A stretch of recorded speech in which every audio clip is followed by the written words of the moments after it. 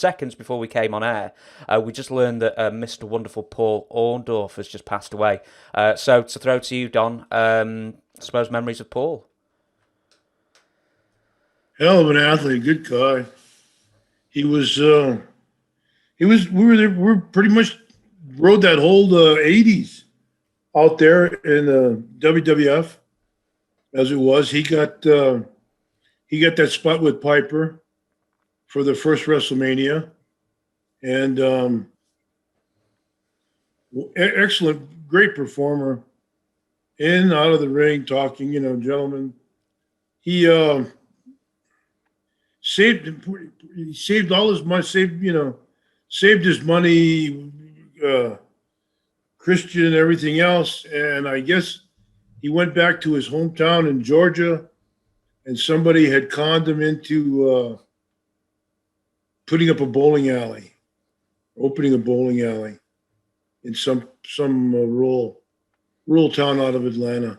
I think he lived outside of it, just outside of Atlanta, in one of the suburb type city. And that, I guess his friends were less than friends.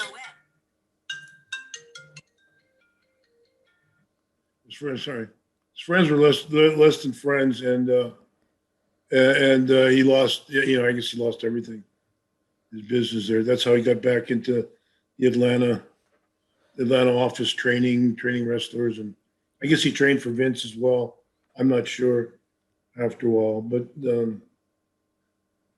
boy, sometimes wrestlers get out of their depth, and have money and want to invest it. You have to be careful where you want. Regarding not only wrestlers alone, but anybody with finances. Willie Nelson. Look how many times has he been threatened with jail, missing taxes and stuff. Yeah, he was a good, couple stories, about him in fights with Tony Atlas or Van Vader.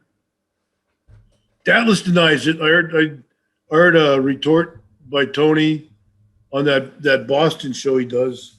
I think he does like a weekly show from Boston. And he says he told Brian Blair to come on and you're not telling the truth. That's their business. Had nothing to do with me. But they had a fight with, and then he had a fight with Vader in Atlanta. He had his shower shoes on and kicked him so many times his feet hurt. That was what I got out of that. But he was a great athlete. Diet, workout, train, on the road performer, and an all around nice guy. Real nice guy. Piper always used to say that he used to call him Oscar the Grouch, or Oscar. Was that something everyone called him?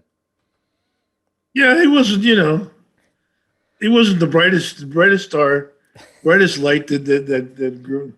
But he wasn't He was serious. Yeah, a grouch, but he was serious.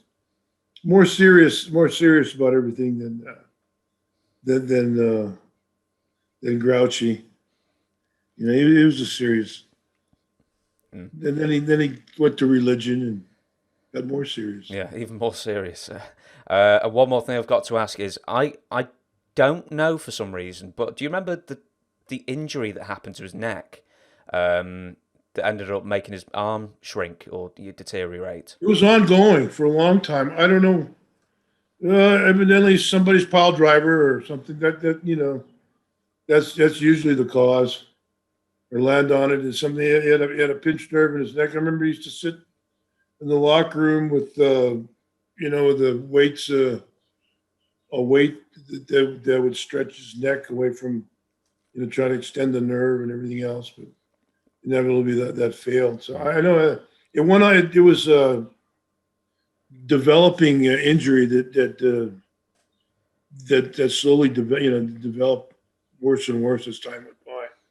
Yeah, he didn't get adjusted by Harley Race or Ultimate Warrior or anything, and that was the cause. No, as bad as his neck was, Warrior wouldn't have helped him. Who knows?